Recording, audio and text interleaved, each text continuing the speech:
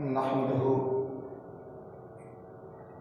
ونصلي ونسلم على رسول الكريم أما بعد فأعوذ بالله من الشيطان الرجيم بسم الله الرحمن الرحيم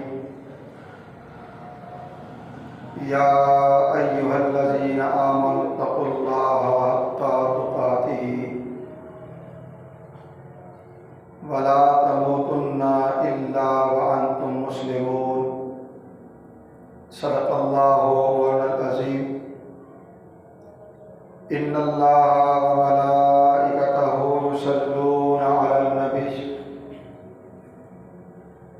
يا أيها الذين آمنوا صلوا عليه وسلموا تسليما درود پاک بابا پر الصلاۃ والسلام علیک یا سیدی یا رسول اللہ وعلی آلک واصحابک یا سیدی یا حبیب اللہ الصلاۃ والسلام علیک یا سیدی یا ختم المرسلین وعلی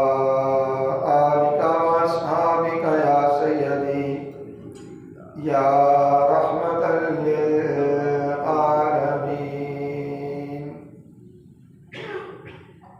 اللہ رب العزت کی حمد و ثنا اور اس کے پیارے حبیب حضور احمد مصطفیٰ محمد مصطفیٰ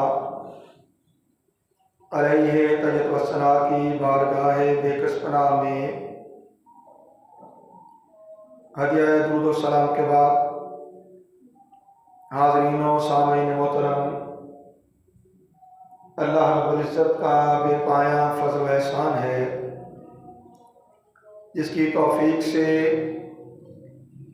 ہم جمعۃ المبارک کی ان بابرکت ساعتوں میں اللہ کے گھر میں حاضر ہیں۔ ماہ رمضان المبارک کا پہلا جمعہ ہے اور رب تعالیٰ نے قرآن حکیم میں روزوں کی فرضیت کا جو بیان فرمایا تو اس کا مقصود یہ دیا لعلکم تتقون، تاکہ تم پرہیزگار ہو جاؤ، تاکہ تم پرہیزگار ہو جاؤ۔ سو اسی رہنمائی کے لیے قرآن کریم سے اکتساب فیض کرتے ہوئے احادیث نبوی صلی اللہ علیہ وسلم سے اکتساب فیض کرتے ہوئے ہم اللہ کی بارگاہ میں حاضر ہوں گے اور ان کے ان احوال سے کچھ آگاہی حاصل کرنے کی کوشش کریں گے جو انہوں نے تقویٰ کے لیے اللہ کے خوف میں اللہ سے ڈرتے ہوئے اللہ کا قرب چاہتے ہوئے اس کی رضا، اس کی خوشنودی اور یوں کہہ لیجیے فقط اللہ کو چاہتے ہوئے اللہ کے لیے انہوں نے تقوی کا جو رنگ اختیار کیا۔ عنوان گفتگو کے طور پہ سورہ آل عمران کی آیت 102 کی تلاوت کا شرف حاصل کیا۔ اللہ تعالیٰ نے ارشاد فرمایا یا ایھا الذین آمنوا اتقوا اللہ حق تقاتہ، اے ایمان والو اللہ سے ڈرو، اللہ کا تقوی اختیار کرو، اللہ کی پرہیزگاری اختیار کرو، حق تقاتہ، ایسی پرہیزگاری، ایسا تقوی جیسا کہ اس کا حق ہے۔ وَلَا تَمُوتُنَّ إِلَّا وَأَنْتُمْ مسلمون، اور تمہیں موت نہ آئے مگر اس حال میں کہ تم مسلمان ہو، مگر اس حال میں کہ تم مسلمان ہو۔ اور مسلمان ہونا نام ہے اسلام کی تعلیمات پر کاملاً چلنا۔ جو قرآن کریم میں اللہ تعالیٰ نے فرمایا نا، ادخلوا فی السلم کافہ، اسلام میں پورے کے پورے داخل ہو جاؤ۔ ہماری زندگی کاملاً اسلام کی اطاعت میں، اسلام کی تعلیمات، اسلام کے احکامات، اسلام کے نواہی، ان کے اپنی عملی زندگی میں نافذ کرنے میں گزرے۔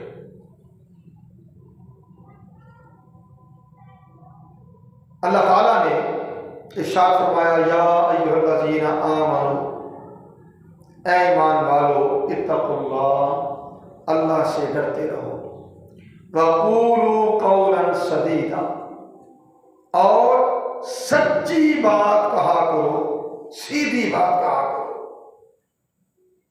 پھر فرمایا، وَمَن يَتَّقِ اللَّهَ يَجْعَل لَّهُ مَخْرَجًا وَيَرْزُقْهُ مِنْ حَيْثُ لَا يَحْتَسِبُ، اور جو اللہ سے ڈرے اس کے لیے نجات کی راہ اللہ تعالیٰ نکال دے گا، اور اسے وہاں سے رزق دے گا، وہاں سے روزی دے گا جہاں سے اس کا گمان بھی نہیں ہوگا۔ اور یہ تقویٰ وہ چیز اللہ تعالیٰ نے ارشاد فرمایا، ان تتقوا اللہ یجعل لکم فرقانا، ایمان والو اگر تم اللہ سے ڈرو گے تو وہ تمہیں وہ کچھ دے گا جس سے تم حق اور باطل کو جدا کر سکو گے، وَيُكَفِّرْ عَنْكُمْ سَيِّئَاتِكُمْ، اور وہ تمہارے گناہ مٹا دے گا، وَيَغْفِرْ لَكُمْ، اور وہ تمہیں بخش دے گا۔ وَاللَّهُ ذُو الْفَضْلِ الْعَظِيمِ، اور اللہ تعالیٰ بڑا فضل والا ہے۔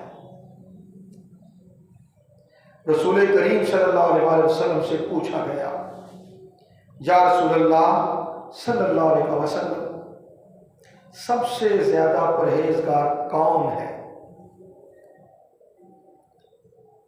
من اکرم الناس، یا رسول اللہ لوگوں میں زیادہ عزت دار کون ہے، زیادہ معزز کون ہے؟ قال اتقاہم، ارشاد فرمایا جو ان میں سب سے زیادہ متقی ہے۔ اور قرآن کریم سورہ حجرات میں اللہ تعالیٰ نے ارشاد فرمایا، ان اکرمکم عند اللہ اتقاکم، بے شک تم میں سب سے زیادہ اللہ کے نزدیک عزت والا شخص وہ ہے جو تم میں سب سے زیادہ پرہیزگار ہے۔ رسول کریم صلی اللہ علیہ وسلم نے ارشاد فرمایا، ان الدنیا حلوۃ خضرۃ، بے شک دنیا شیریں ہے، میٹھی ہے، سرسبز و شاداب ہے۔ وَإِنَّ اللَّهَ مُسْتَخْلِفُكُمْ فِيهَا، اور بے شک اللہ تعالیٰ نے تمہیں اس میں اپنا نائب بنایا ہے۔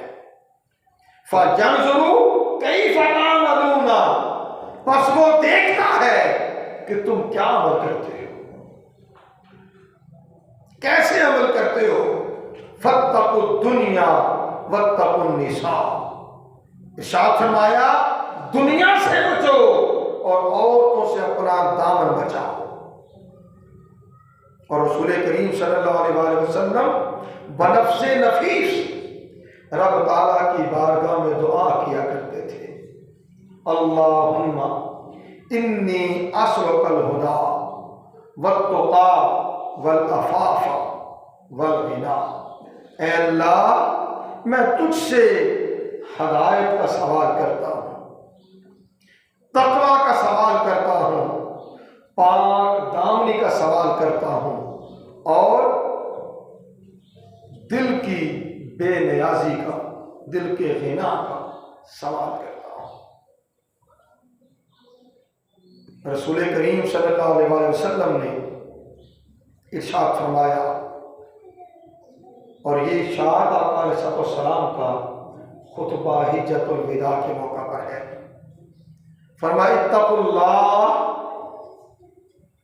اللہ کا تقوی اختیار کرو، وصلوا خمسکم، 5 فرض نمازیں ادا کرو، وصوموا شہرکم، اور رمضان کے روزے رکھو، وآتوا الزکاۃ اموالکم، اور اپنے مالوں کی زکات دو، وَأَطِیعُوا أُمَرَاءَکُمْ، اور اپنے امراء، اپنے حکام،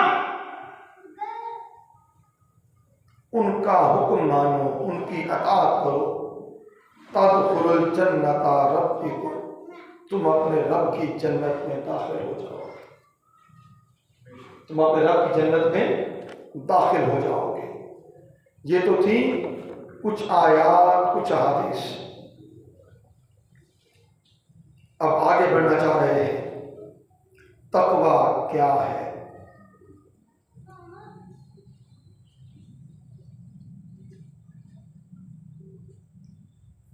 اللہ اکبر۔ امام قشیری الرسالہ قشیریہ، جسے کہ تصوف میں ام الکتب ہونے کا درجہ حاصل ہے، تمام کتابوں کی ماں، وہ میرے سامنے موجود ہے تصوف پر۔ فرمایا تقویٰ تمام نیکیوں کا مجموعہ ہے، اور اتقاء کے اصلی معنی یہ ہے کہ اللہ تعالیٰ کی اطاعت کے ذریعے اس کے عذاب سے بچا جائے۔ اور آپ فرماتے ہیں اصل تقویٰ شرک سے بچنا ہے، اس کے بعد معصیت اور برائی سے بچنا، یہ تقویٰ ہے، پھر شبہات سے بچنا، شک کی جگہ، شبہات کی جگہ اس سے بچنا، فرمایا یہ تقویٰ ہے۔ اور فرمایا فضول باتوں سے اپنے آپ کو دور رکھنا، یہ تقویٰ ہے۔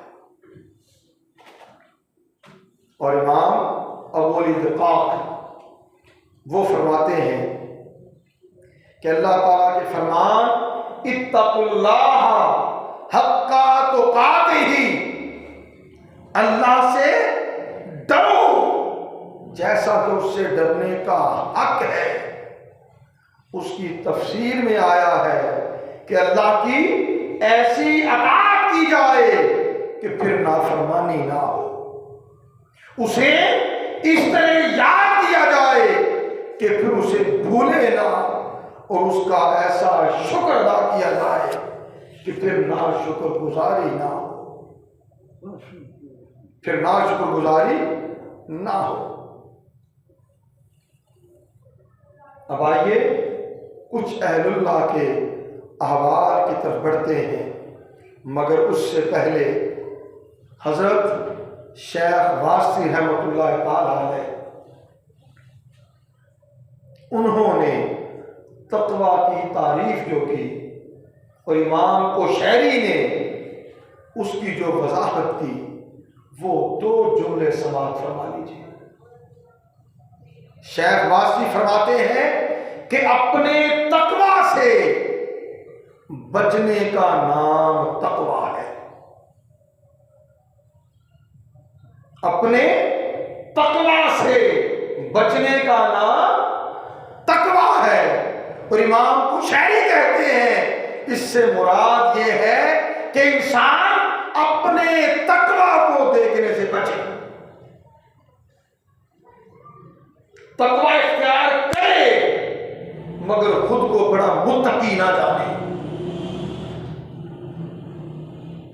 خود کو بڑا پرہیزگار نہ جانے، اس ذوق میں مبتلا نہ ہو کہ مجھ سے زیادہ متقی کون، مجھ سے بڑا تہجد گزار کون، مجھ سے زیادہ نوافل پڑھنے والا کون، مجھ سے بڑھ کر اللہ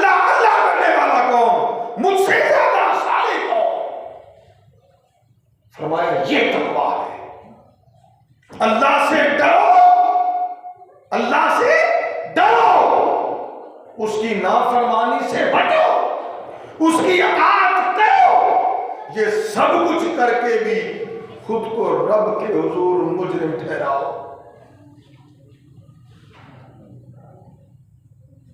خود کو رب کے حضور مجرم ٹھہراؤ۔ سو فرمایا اپنے تقوی سے بچنے کا نام تقوی ہے، اپنے تقوی کو نہ دیکھے، اپنے تقوی کو نہ دیکھے، لوگوں میں خوبیاں تلاش کرے، لوگوں میں اچھائیاں تلاش کرے، اور پھر ان کو سیکھتے ہوئے کچھ عمل کی طرف آئے۔ امام ابن سیرین اب آئے اس طرف کہ متقی ہوں تو کیسے ہوں، متقی ہوں تو کیسے ہوں۔ امام ابن سیرین انہوں نے گھی کے 40 مٹکے خریدے، ان کے غلام نے ایک مٹکے سے چوہا نکالا۔ امام ابن سیرین نے پوچھا کہ کس مٹکے سے چوہا نکلا ہے؟ غلام نے کہا کہ مجھے معلوم نہیں، مجھے یاد نہیں میں نے کس مٹکے سے چوہا نکالا تھا۔ امام ابن سیرین رحمۃ اللہ تعالی علیہ انہوں نے گھی کے سارے مٹکے انہیں دیے، کوئی مٹکا اس میں کچھ بھی گھی فروخت نہیں کیا۔ یہ تقویٰ ہے۔ پھر متقی ہو تو امام ابو یزید جیسا، انہوں نے ہمزان میں جب القرطم کسنبہ کا بیج ہے اسے کہتے ہیں، کسنبہ کوئی فصل ہے اس کا بیج، وہ خریدا، اس میں سے کچھ بیج بچ گیا، وہ اسے لے کر بستان واپس لوٹ آئے۔ ان بیجوں میں سے 2 چیونٹیاں انہوں نے دیکھی۔ کتنی؟ 2 چیونٹیاں ان بیجوں میں سے جو انہوں نے ہمزان سے بیج خریدے تھے، کچھ بیچ دیے، کچھ بچ گئے، وہ لے کر بستان آ گئے۔ اس میں 2 چیونٹیاں دیکھی۔ آپ واپس ہمزان گئے اور وہ 2 چیونٹیاں وہاں ہمزان شہر میں چھوڑ کر آئے کہ میں نے تو وہ کنسبہ کے بیج خریدے تھے، چیونٹیاں تو نہیں دیکھی، وہاں چھوڑ کر واپس آئے۔ اور امام اعظم ابو حنیفہ آپ اپنے مقروض کے درخت کے سائے کے نیچے بھی نہیں بیٹھا کرتے تھے، اور فرماتے تھے کہ حدیث میں آیا ہے کہ ہر وہ قرض جس سے فائدہ ہو وہ فائدہ سود ہے۔ ایک بار اپنے ہمراہیوں کے ساتھ کہیں جا رہے تھے، شدید دھوپ تھی، تھوڑی دیر کے لیے ٹھہر گئے۔ آپ کے احباب ایک دیوار کے سائے میں کھڑے ہو گئے، امام اعظم ابو حنیفہ دھوپ میں ہی کھڑے رہے۔ ساتھیوں نے کہا کہ حضرت آپ ادھر چھاؤں میں آ جائیں، ادھر اتنی دھوپ ہے۔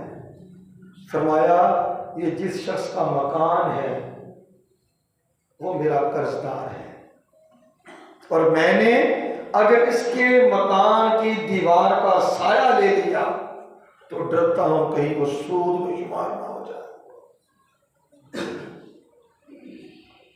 کہیں وہ سود میں شمار نہ ہو جائے۔ اللہ اکبر۔ امام ابو یزید وہ کہتے ہیں ایک دن وہ ایک جامع مسجد میں گئے اور اپنی لاٹھی زمین میں گاڑ دی. وہ لاٹھی صحیح طرح گڑی نہیں تھی. ایک بزرگ ایک بوڑھے کی لاٹھی پر گر گئی اور اس بوڑھے کی لاٹھی بھی گر گئی. اس بوڑھے کی لاٹھی بھی گر گئی اور اس بوڑھے نے جھک کر اپنی لاٹھی اٹھا لی. امام ابو یزید اس بوڑھے کے گھر گئے اور اس سے جا کے معافی مانگی اور یہ کہا کہ میری عدم احتیاط کی بنا پر میری لاٹھی آپ کی لاٹھی پر گری اور آپ کو اپنی لاٹھی اٹھانے کے لیے جھکنا پڑا. مجھے معاف فرما دیں. تقویٰ ہو تو ایسا. عتبہ الغلام سردیوں کے موسم میں ایک جگہ پسینوں پسینی ہوئے پھرتے تھے. ان سے پوچھا گیا کہ سردی کا موسم اور اس قدر پسینہ؟ فرمایا یہ وہ جگہ ہے جہاں میں نے اللہ کی نافرمانی کی تھی. فرمایا میں نے دیوار سے اب نافرمانی کیا تھی؟ فرمایا میں نے دیوار سے ایک مٹی کا ٹکڑا الگ کیا تھا، مٹی کا ڈھیلا لیا تھا جس سے میرے مہمان نے ہاتھ صاف کیے تھے اور میں نے مالک مکان سے پوچھا نہیں تھا. میں نے مالک مکان سے پوچھا نہیں تھا. بس اللہ کی یہ نافرمانی مجھ سے ہوئی، بس اسی کا خوف تھا. حضرت ابراہیم بن ادہم آپ فرماتے ہیں کہ میں نے بیت المقدس میں ایک رات صخرہ کے نیچے گزاری.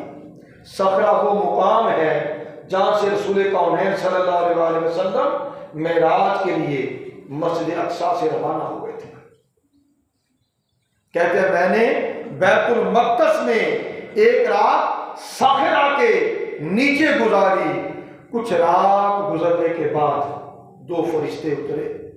ان میں سے ایک نے دوسرے سے پوچھا یہاں کون ہے؟ دوسرے نے جواب دیا ابراہیم بن ادہم ہے.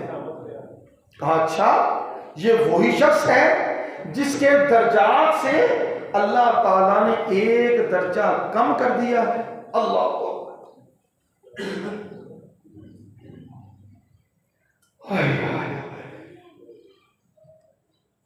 پوچھا یہ کون ہے؟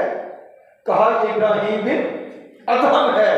دوسرے نے کہا اچھا یہ وہی شخص ہے جس کے درجات میں سے اللہ تعالیٰ نے ایک درجہ کم کر دیا ہے. پہلے فرشتے نے پوچھا کیوں؟ دوسرے نے کہا اب سوچیں اہل تقویٰ کہاں کہاں کھڑے. دوسرے نے کہا اس نے بصرہ میں کھجوریں خریدی اور سبزی فروش کی کھجوروں میں سے ایک کھجور اس کی کھجوروں میں جا پڑی. اس نے اسے مالک کو واپس نہیں کیا.